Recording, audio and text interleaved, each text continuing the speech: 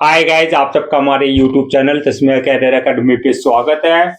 Guys, आज जो हम आपको डिटेल देने जा रहे हैं वो देने जा रहे हैं सेल रिक्रूटमेंट 2025 के नोटिफिकेशन के बारे में। सेल यानी कि स्टील अथॉरिटी ऑफ इंडिया ने मैनेजमेंट ट्रेनी की 124 वैकेंसीज के लिए अपना नोटिफिकेशन जारी किया है। अगर आप भी इन वैकेंसीज के लिए अप्लाई करना चाहते हैं तो गाइज ये वीडियो आपके लिए बहुत ज्यादा इंपॉर्टेंट है, क्योंकि इस वीडियो में हमने पूरा डिटेल में बताया कि क्या मिनिमम क्वालिफिकेशन मांगी गई है, क्या आपका सिलेक्शन प्रोसेस रहेगा, लास्ट डेट अप्लाई करने की कब है और ऑनलाइन जाकर के कैसे आपको रजिस्ट्रेशन और फॉर्मेलिटीज पूरी करनी होगी। तो गाइस पूरा वीडियो देखिएगा और साथ ही साथ में हमारे इस यूट्यूब चैनल को सब्सक्राइब कर लें, लाइक करें और ज्यादा से ज्यादा शेयर करें। तो गाइस सबसे पहले बात करते हैं इनकी ऑफिशियल वेबसाइट की। इनकी जो ऑफिशियल वेबसाइट है वो है www.sale.co.in, जहां पर जाकर के आपको रजिस्ट्रेशन और फॉर्मेलिटीज पूरी करनी होगी।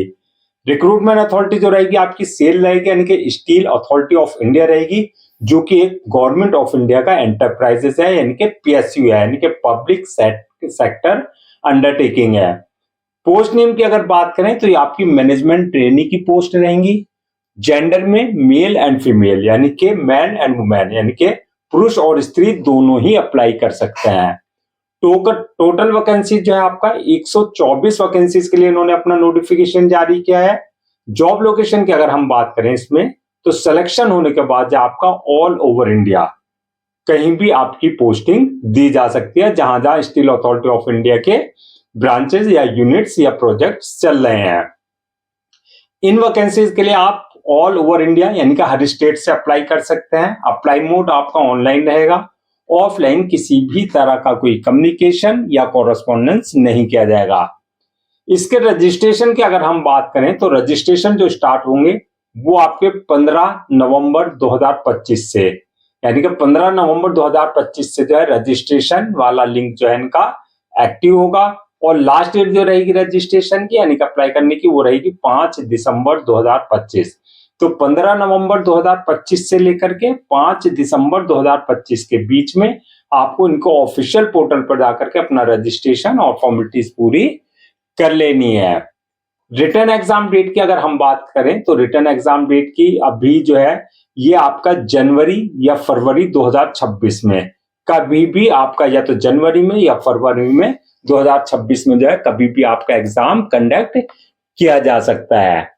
एडमिट कार्ड की अगर बात करें, जो भी आपकी रिटर्न एग्जाम डेट आएगी जनवरी या फरवरी 2026 में, तो उससे 2-3 दिन पहले आप अपना एडमिट कार्ड जो है इनके ऑफिशियल पोर्टल से डाउनलोड कर सकते हैं।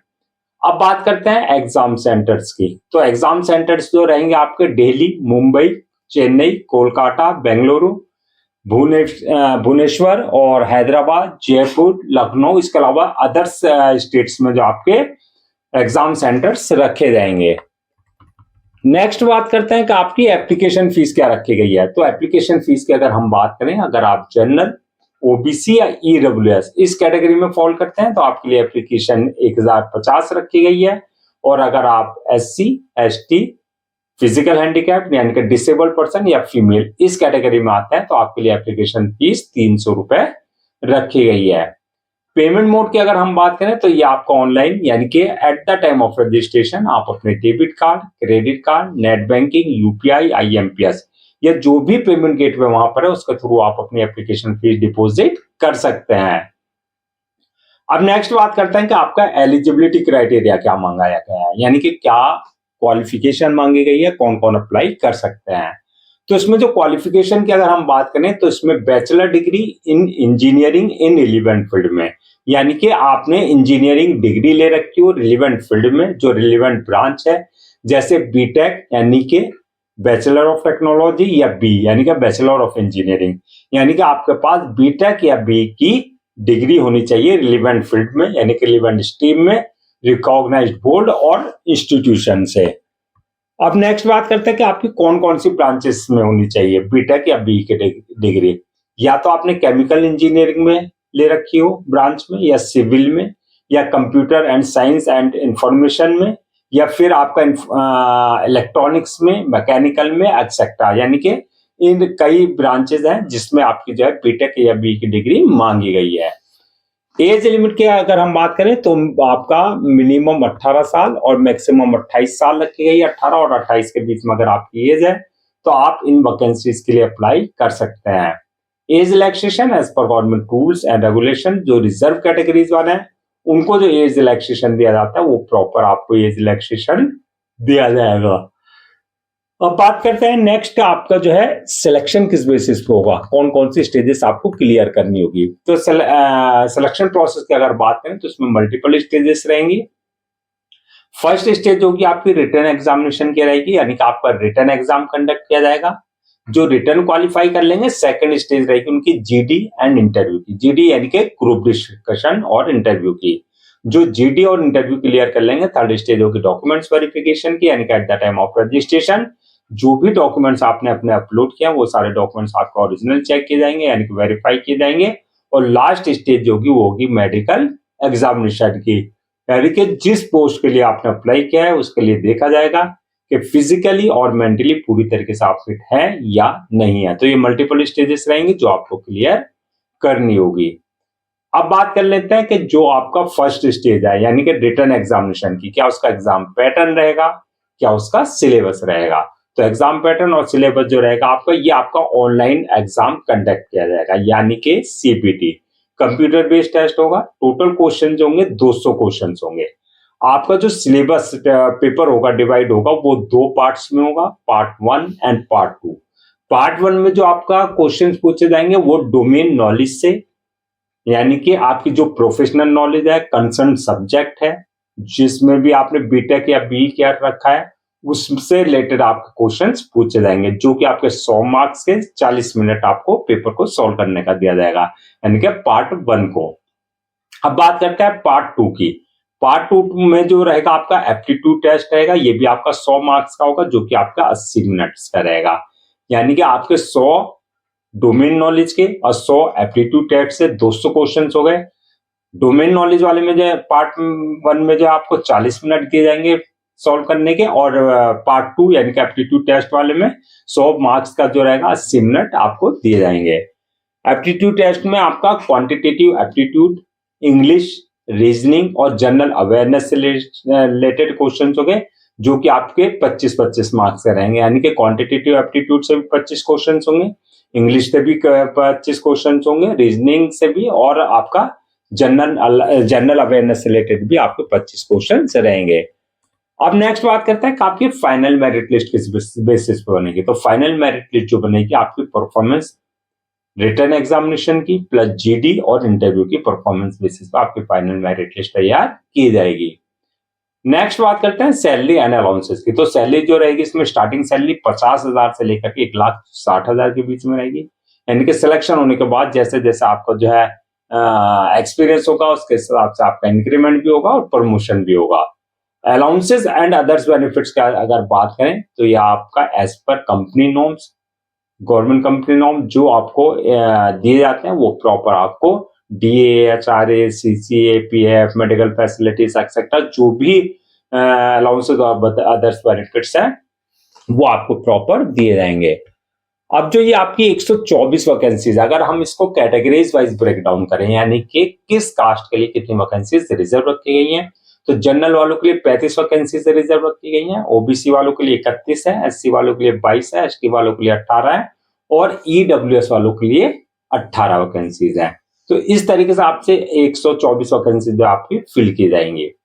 अब बात करते हैं कि अप्लाई करने से पहले क्या क्या डॉक्यूमेंट्स आपको रेडी रखना है। तो डॉक्यूमेंट्स की अगर बात करें तो सबसे पहले जो आपके एकेडमिक सर्टिफिकेट्स हैं, 10th की मार्कशीट है, 12th की मार्कशीट है, उसका सर्टिफिकेट है, प्लस आपका जो एक्सपीरियंस, अगर आपका किसी के तरह का कोई एक्सपीरियंस है तो कंसर्न डिपार्टमेंट और कंसर्न अथॉरिटी से आपके पास एक्सपीरियंस लेटर होना चाहिए। इसके अलावा जो आपकी हाईएस्ट डिग्री है, प्रोफेशनल डिग्री यानी कि बीटेक या बी, यानी कि जो आपने इंजीनियरिंग डिग्री कर रखी है, चाहे वो आपने सेमेस्टर वाइज किया हो चाहे ईयर वाइज किया, वो सारे डॉक्यूमेंट्स आपको पहले से ही स्कैन कॉपी करा करके रखना है।